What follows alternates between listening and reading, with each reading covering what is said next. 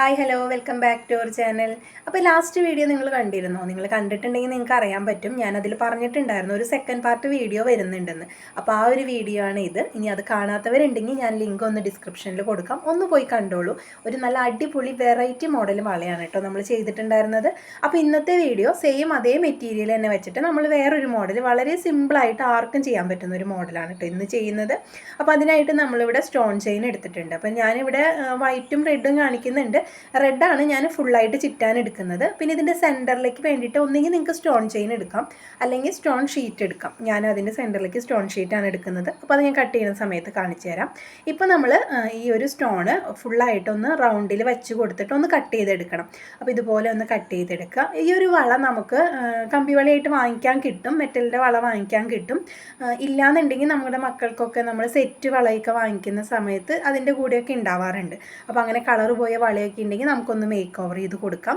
ഇനി ഇതുപോലത്തെ മെറ്റൽ വള കിട്ടിയില്ലെങ്കിലും നിങ്ങളുടെ കയ്യിലുള്ള പ്ലാസ്റ്റിക് വളയൊക്കെ നമുക്കിതുപോലെ തന്നെ ചെയ്തെടുക്കാൻ പറ്റും കേട്ടോ. മെറ്റൽ വള തന്നെ വേണമെന്നൊന്നുമില്ല ഈ ഒരു മോഡൽ ചെയ്യാനായിട്ട്.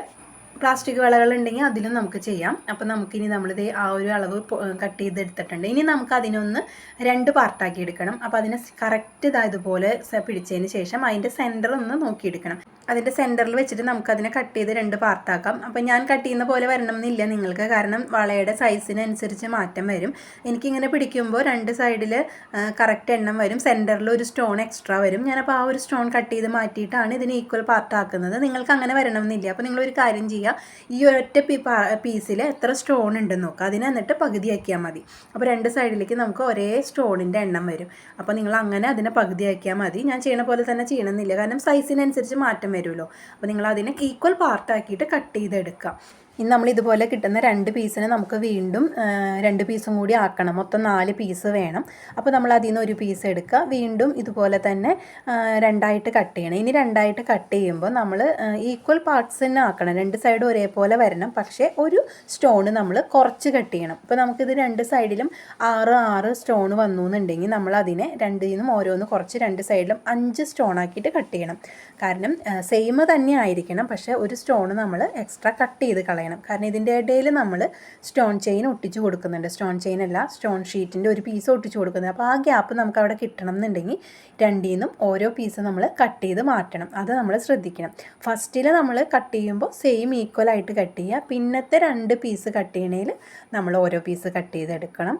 അപ്പോൾ അതുപോലെ തന്നെ 3ാമത്തെയും 4ാമത്തെയും പീസ് നമ്മൾ കട്ട് ചെയ്യണം. അപ്പോൾ 3ാമത്തെ പീസ് നമ്മൾ സെയിം ഇതേ രീതിയിൽ തന്നെ കട്ട് ചെയ്ത് വയ്ക്കുക. പക്ഷേ 4ാമത്തെ നമുക്ക് ലാസ്റ്റിൽ കട്ട് ചെയ്താൽ മതി. കാരണം എന്താണെന്ന് വെച്ചാൽ നമ്മളിതിങ്ങനെ വെച്ച് നോക്കുമ്പോൾ ചിലപ്പോൾ വ്യത്യാസം വരും. അപ്പോൾ അതിനനുസരിച്ച് സ്റ്റോൺ കട്ട് ചെയ്ത് കളയേണ്ടി വരും. ചിലപ്പോൾ ഒരു പീസ് ആവില്ല, കട്ട് ചെയ്യേണ്ടി വരും. അപ്പോൾ അതുകൊണ്ട് നമ്മൾ 3 പീസ് കറക്റ്റാക്കിയിട്ട് കട്ട് ചെയ്യുക. ഓരോ പീസ് കട്ട് ചെയ്തിട്ട് കട്ട് ചെയ്യുക. 4ാമത്തെ പീസ് നമ്മൾ നോക്കിയതിന് ശേഷം മാത്രം കട്ട് ചെയ്യാം. നിങ്ങൾക്ക് മനസ്സിലായിട്ടുണ്ടാവുമെന്ന് വിചാരിക്കുന്നു. അപ്പോൾ ഇനി നമ്മൾ ഇത് ഒട്ടിച്ച് കൊടുക്കാൻ പോവാണ് കേട്ടോ. അപ്പോൾ അതിന് മുമ്പ് സ്റ്റോൺ ഷീറ്റ് ഒന്ന് ഒട്ടിച്ച് കൊടുക്കണം. സ്റ്റോൺ ഷീറ്റ് ഇതുപോലെയാണ് കിട്ടുക.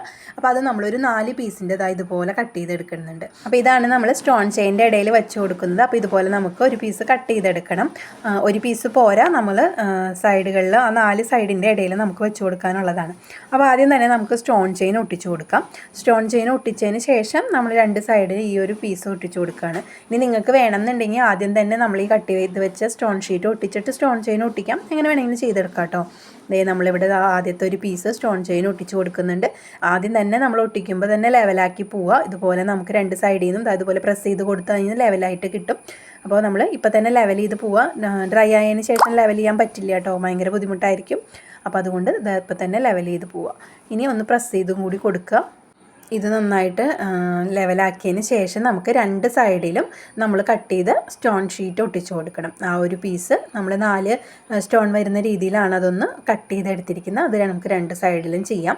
നിങ്ങളുടെ കയ്യിൽ സ്റ്റോൺ ചെയിൻ ഇതേ സൈസിലുണ്ടെങ്കിൽ അത് ഒട്ടിച്ച് കൊടുത്താൽ മതി കേട്ടോ. അതിൻ്റെ വൈറ്റ് ഉള്ളത് റെഡിനേലും ചെറുതാണ്. അപ്പോൾ അതിൻ്റെ ഇടയിൽ നമ്മളത് ഒട്ടിച്ച് കൊടുക്കുമ്പോൾ അതൊരു പെർഫെക്ഷൻ വരുന്നില്ല. അപ്പോൾ അതുകൊണ്ടാണ് ഞാൻ ഈ ഒരു പീസ് കട്ട് ചെയ്ത് ഒട്ടിക്കുന്നത്. അപ്പോൾ ഈ സ്റ്റോൺ ഷീറ്റിൻ്റെ സൈഡിലൊക്കെ ഒരു പ്ലാസ്റ്റിക് ഉണ്ടാവും. അതൊക്കെ നമ്മൾ കട്ട് ചെയ്ത് ലെവലാക്കി കൊടുക്കണം.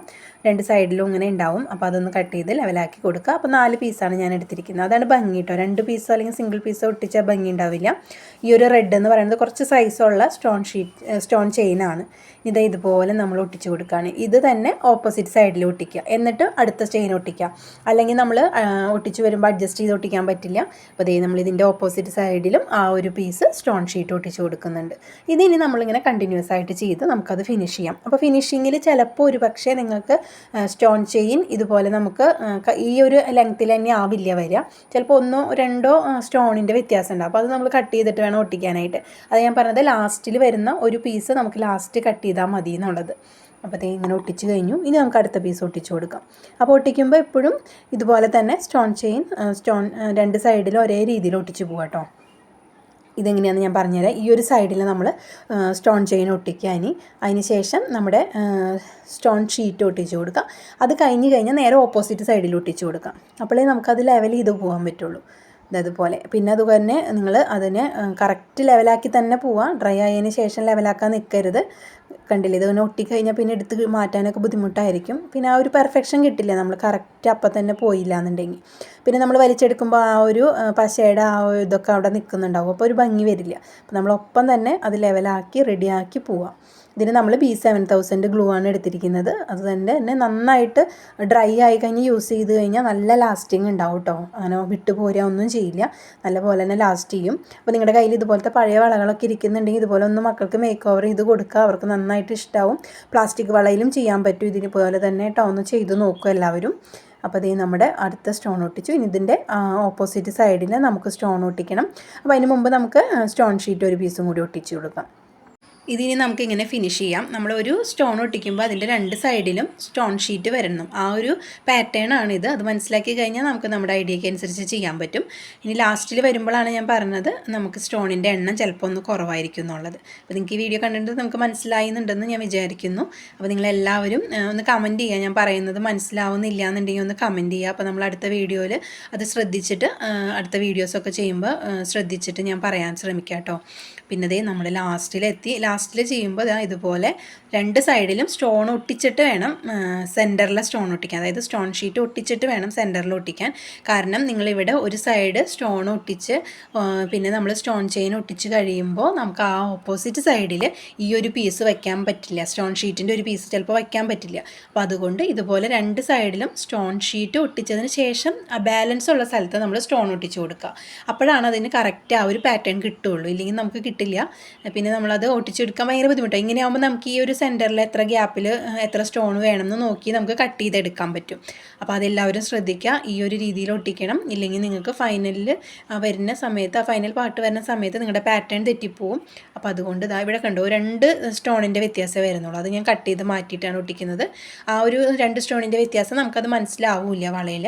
അപ്പോൾ ഇതുപോലെ ഒട്ടിച്ചു കൊടുക്കണം. ആരും ഒരു സൈഡ് ഫില്ല് ചെയ്ത് പോവരുത്. ഒരു സ്റ്റോൺ ഷീറ്റ് ഒട്ടിച്ച് പിന്നെ സ്റ്റോൺ ഒട്ടിച്ചിട്ട് ഓപ്പോസിറ്റിൽ സ്റ്റോൺ ഷീറ്റ് ഒട്ടിക്കാമെന്ന് വിചാരിച്ച് പോവരുത്. നമുക്കത് കറക്റ്റായിട്ട് കിട്ടില്ല കേട്ടോ. അപ്പോൾ നമ്മുടെ വളയുടെ എല്ലാ മിനുക്ക് പണിയും കഴിഞ്ഞിട്ടുണ്ട് കേട്ടോ. ലാസ്റ്റ് സ്റ്റോണും കൂടി ഒട്ടിച്ച് കഴിഞ്ഞാൽ വളയുടെ എല്ലാ പണിയും കഴിഞ്ഞു.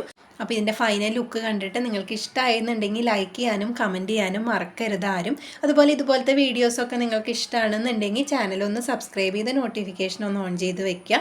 അപ്പോൾ ഞാനിടുന്ന വീഡിയോസിൻ്റെ ലിങ്കൊക്കെ നിങ്ങൾക്ക് നോട്ടിഫിക്കേഷനായിട്ട് കിട്ടും. നമ്മളപ്പോൾ ജ്വല്ലറി മേക്കിങ്ങിൻ്റെ, ഹെയർ ആക്സസറീസ്, അതുപോലെ എംബ്രോയിഡറി, ആരി വർക്കിൻ്റെ ഒക്കെ ക്ലാസ്സുകൾ സ്റ്റാർട്ട് ചെയ്യുന്നുണ്ട്.